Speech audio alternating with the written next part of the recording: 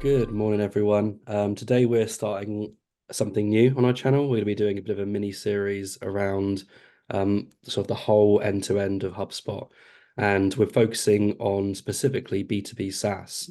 So quite a few different clients we work with are in the B2B SaaS space, and the reason that's come to be is because B2B SaaS companies are really quite a good fit for HubSpot, because as an application, it can be used across multiple areas of the business to achieve growth and achieve efficiency throughout multiple different departments and teams. And that's really driven from the fact that your product, like HubSpot, is a SaaS product. So actually getting the two to talk to each other, getting information to be shared between your actual product and your CRM allows for a much more advanced level of marketing, sales, and customer support that is all data driven, behavior driven, and just gives a better interconnected experience for your prospects and also for your customers. So in this series, we're basically looking at all those different areas of HubSpot and different areas of your organization and how each of those can be aligned with HubSpot by making your product more aligned with HubSpot. So that will start with looking at the typical one, the marketing side, bringing that round then to the sales, and then also to the customer service. And aside from looking at those core functions, also looking at how even your product team might be able to benefit from insights from connecting HubSpot CRM to your platform, as well as the overall reporting that's used across all departments and yourselves as founders when looking at your business on a high level, on a macro level. So in order to do this, we've put together like basically a demonstration SaaS product, like an example SaaS company, which we're going to use as a basis for showing how our example SaaS company can benefit from all those areas of HubSpot. And hopefully that will be able to give you a way of translating what we're explaining and what we're showing you into an understanding of how your business can make the most out of a CRM, and hopefully that would be HubSpot in this case. So with that in mind, I'm going to hand over to Scott to give his thoughts and also give a bit of a demo of the SaaS platform that we put together for this series. Right. Thanks, James. So just to keep going, in addition to what James said is, we were with this demo, we're trying to put something that would actually be realistic. So we took in a lot of consideration in terms of what we're going to do. So the first thing is that, we wanted something that people would understand in this demo. So we went through a process of working out a customer problem.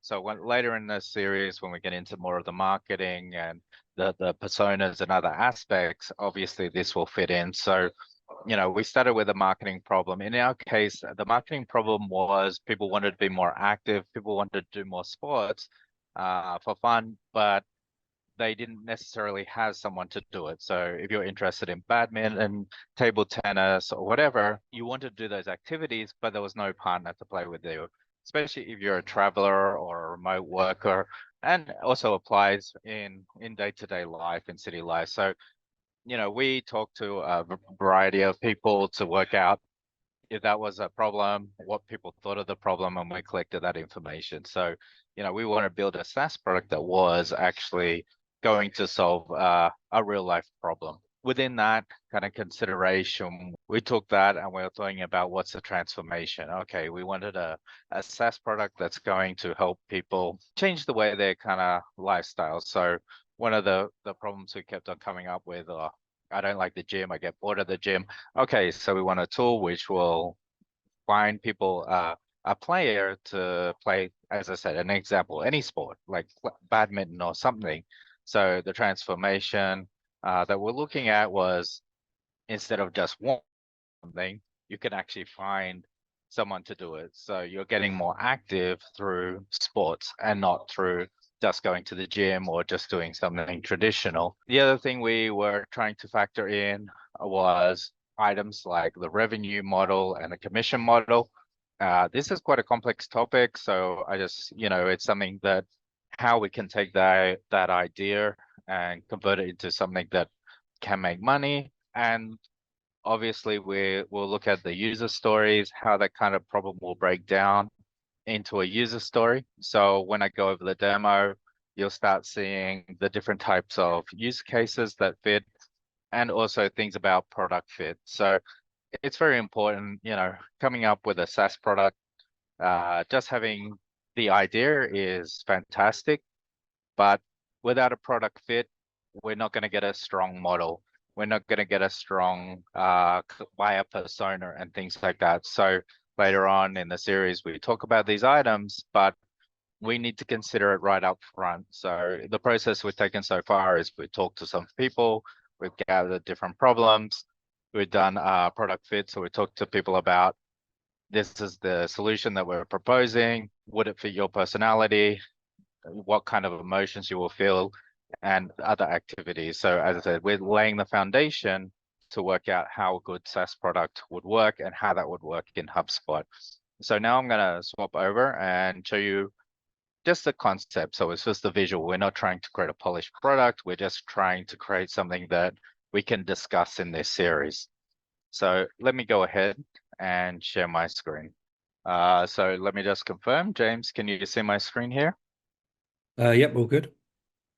So I'll just go over the few features. So what we came up with was, the first was the ability to create events and the ability to search events. So the concept was, hey, I want to play table tennis, and I'm free between 8 a.m. and 8 p.m. So people are able to kind of create this event, or I want to go play soccer, when you're trying to look for a team or different types of events. So the idea is that people have the ability to create events in the system. Not only that, the people have the ability to go and search for events. So the idea is, all right, I like to play different type of sport. Maybe I like to play squash or table tennis or whatever your preference is. The concept that we came up with, some people were competitive, some people weren't competitive. So it had this idea of matching your skill or free play. So if you're just there to have fun, then you're in the free play mode. If you want to match your skill, then people who can join that event is someone in the similar skill capability, filter by the date and the start time and the end time. So that scenario is, hey, it's Saturday, I'm free between these hours. Okay, let's set up my preference and search and see what's here. So we can kind of see the events of table tennis. Someone wants to play table tennis, someone wants to play soccer, badminton today, and it's going to be free.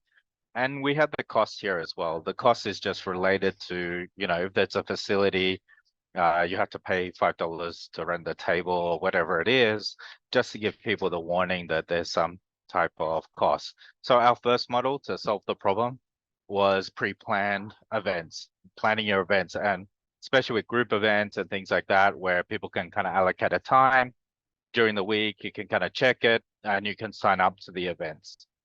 The next concept we had is more ad hoc. So, Sunday afternoon comes around or weekend comes around, it's like, okay, I'm free.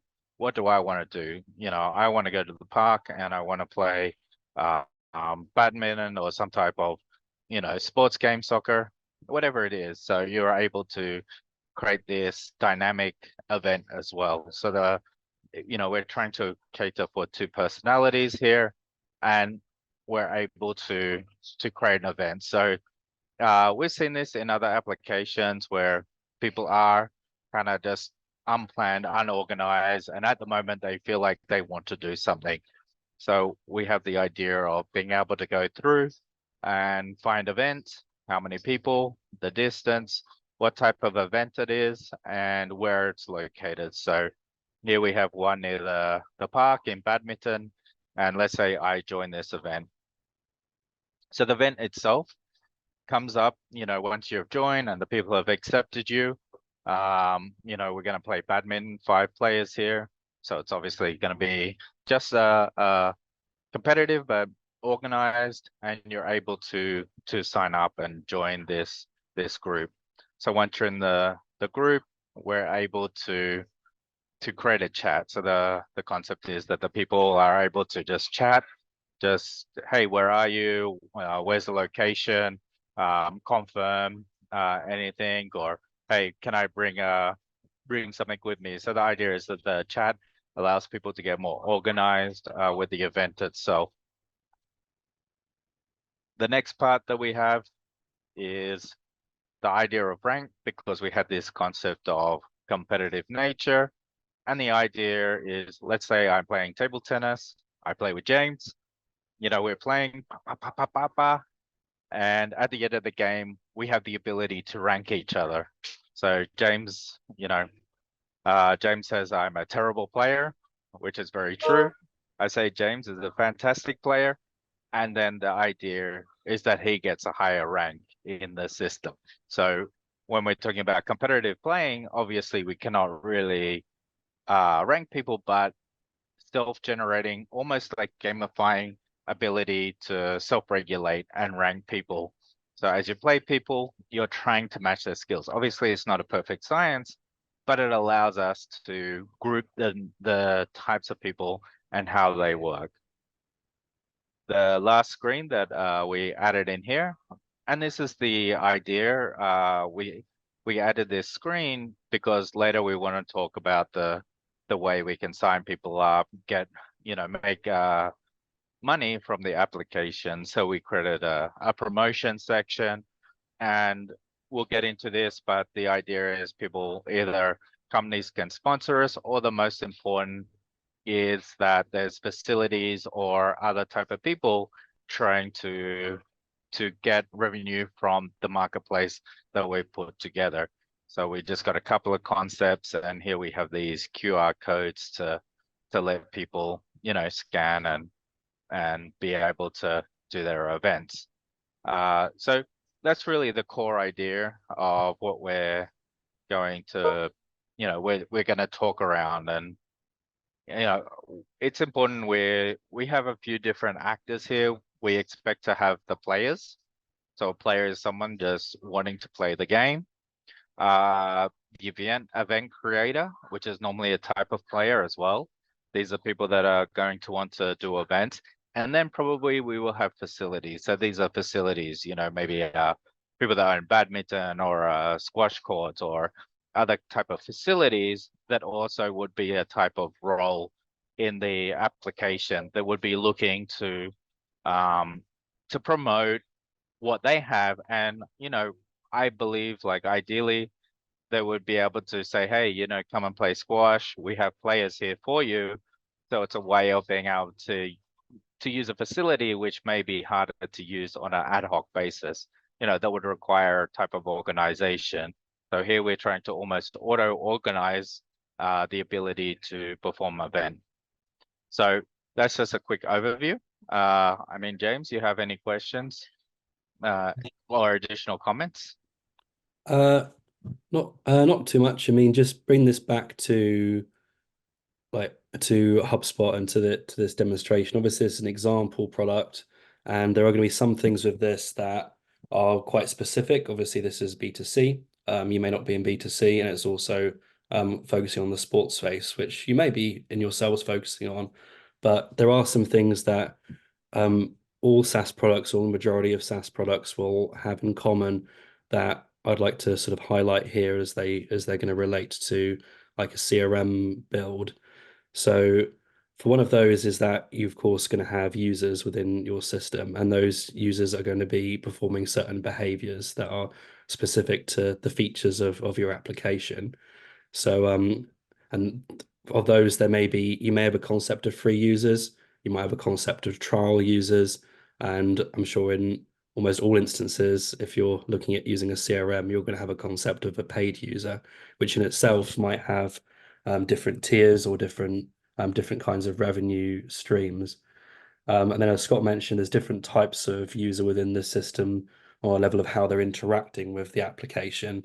And that's, of course, useful information that you want to have in your CRM so that you can personalize the experience they have of being marketed to, being sold to, and ultimately being supported as a valued member or user of your platform.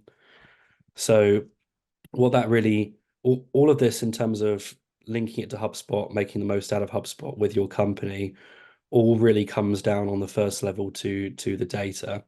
So what you're going to be wanting to do in the first instance is to get a strong integration in place between your product and HubSpot. You could do that on different levels.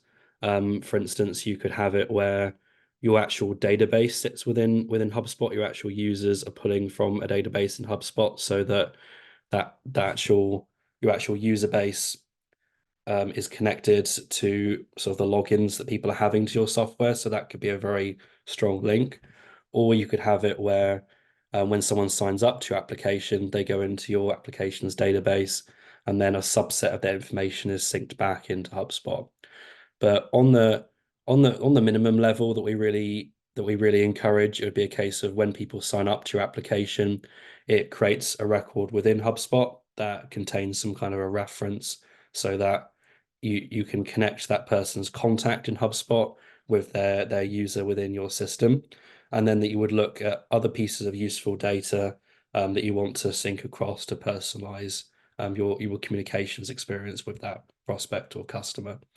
So that could be more personal details that collected within sign up at the most simple level. But it could also be the behaviors that they're performing and things that are more specific to your organization. So in the case of the app here, that could be whether there's somebody who just joins events. It could be whether there's someone that actually creates events, whether it's someone that does both, or whether it's a partner that's advertising on the application. Because the types of communication that you as an organization are going to have with those different stakeholders will vary based on what type of user they are and how they're interacting with your company. And getting that data from your app saves you from asking the same question twice, and it makes sure that the communication that you have with your users is always consistent and accurate. So we start with getting that database synced between the two with the most valuable data sets. And then we can start moving across the different departments of your organization and looking at areas of different HubSpot functionality that are going to enhance those departments and allow those teams to perform better with their KPIs. So if we take marketing, for instance, I'll just touch on each of these on a high level. With the marketing, the goals are really going to be, for one, if you have free users or trial users, to upgrade them to a paid customer. And you want to use all different kind of techniques and different marketing tools in HubSpot, driven by the data you're getting from your app to get them to take that first step to being a revenue generating user. And then there's also side of customer onboarding, trying to give people useful information tailored around their experience of the platform, perhaps, to get them to have a really good first experience of using your platform as a free or as a trial user that ultimately make them buy in to use it in the long run.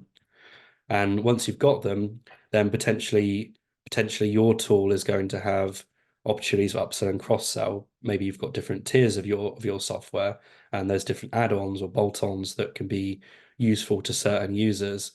That kind of conversation is likely to be behavior driven. So perhaps there are tools that you have in a lower tier of your application that also that would mean that they're more likely to use other tools that are in a higher tier. And you could sync across usage data from HubSpot and use that to run automations, workflows, things like that, to guide people to tools that can be relevant to them, that are then going to make them see a stronger use case in themselves to move up to a higher tier of your software.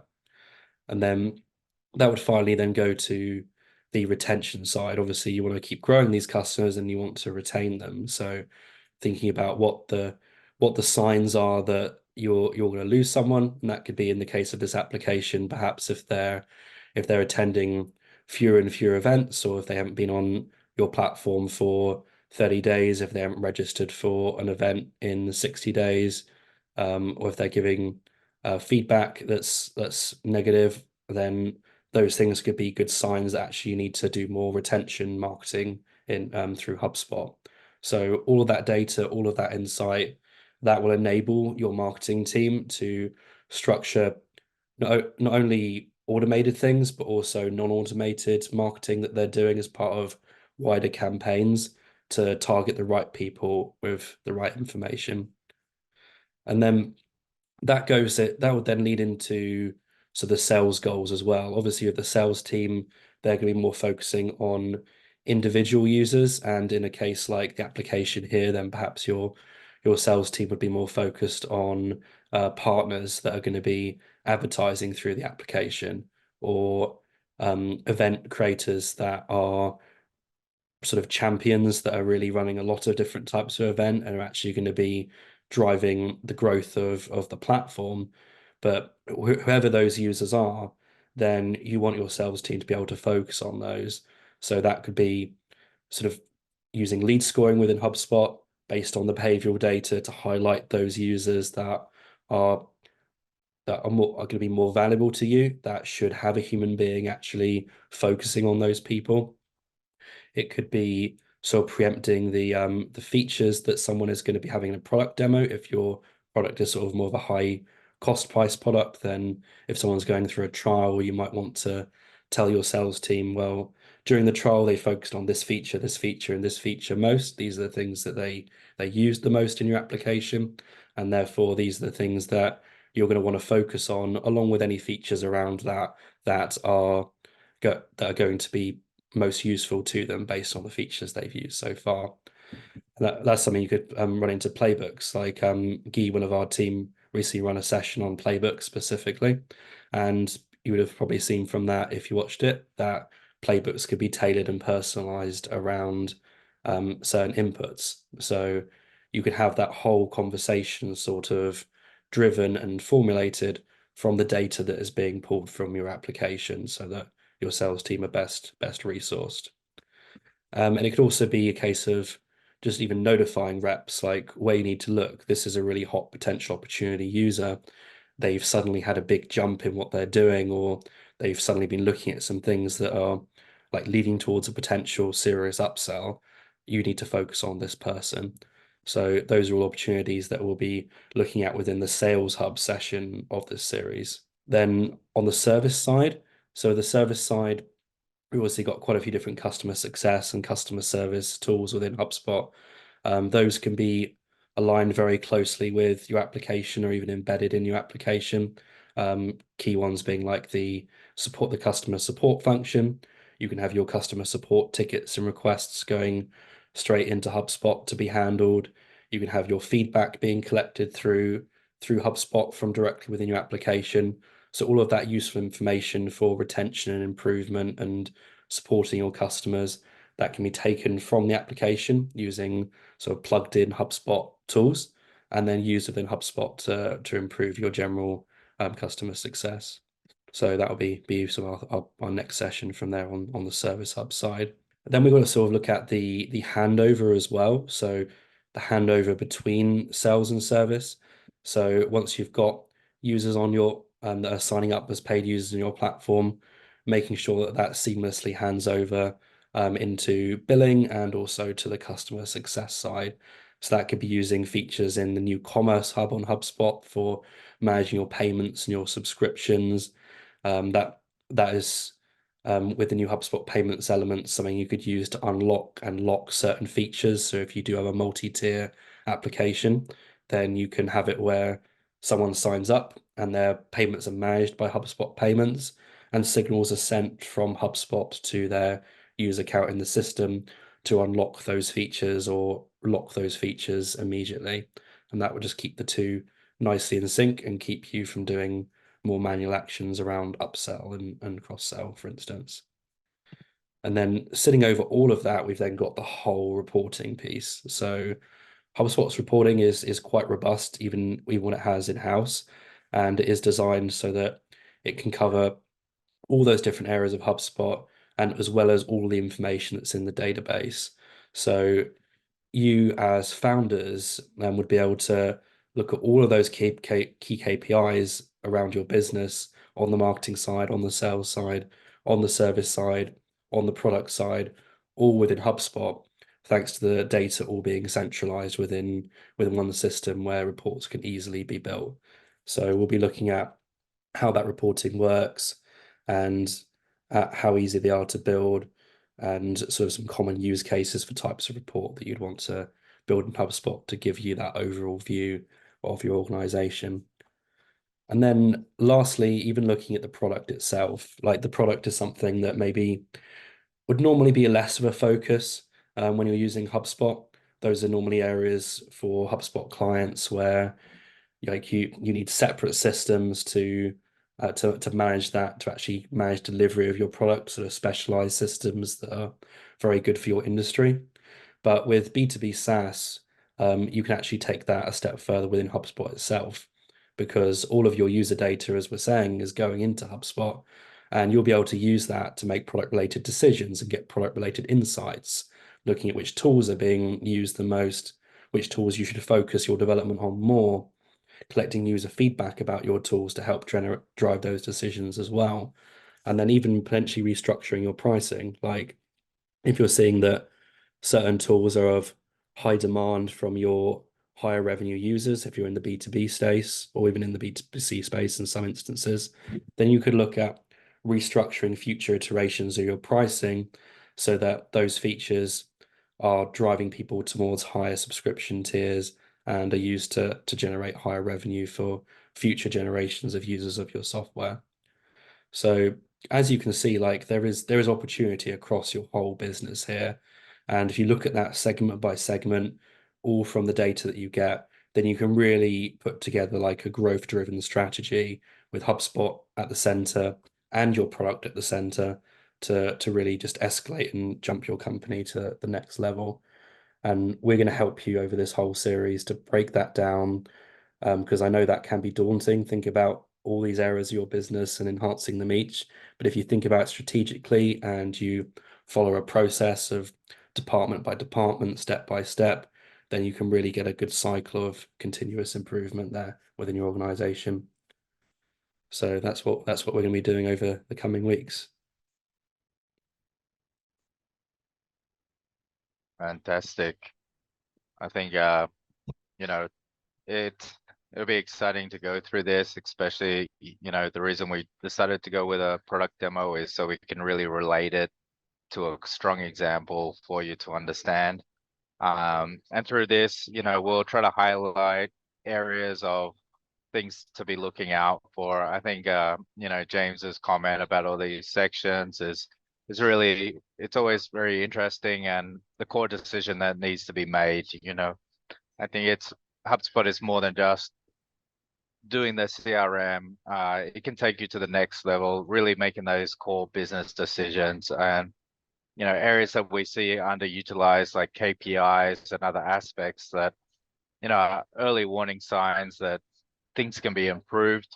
We'll try to highlight those from all aspects, from all those stages. So that's, it's going to be very interesting. And yeah, like James said, it's all about that data, how we kind of capture data, use that data, understand that data to make the right decisions through all the stages he mentioned. So yeah, it's going to be exciting to go through this. So James, what are we going to expect in the next video? So the next video, we're going to start at the top of the flywheel. I don't know if you've ever seen HubSpot's flywheel, probably jumping up on the screen right now, where it has the attract, the engage, the delight, basically working through the marketing, the sales, and the service, and how they all interrelate with each other. So we're going to start with the attract, i.e. the marketing, because that's a logical place to start, and we'll be exploring that in more of a deep dive next week across how you can use HubSpot for marketing a B2B SaaS and B2C SaaS. Awesome. Awesome. So I think that's all we have today. So Yep. I guess we'll catch you in our next video. See you next time, guys. All Bye-bye. right. Thanks, guys. Bye.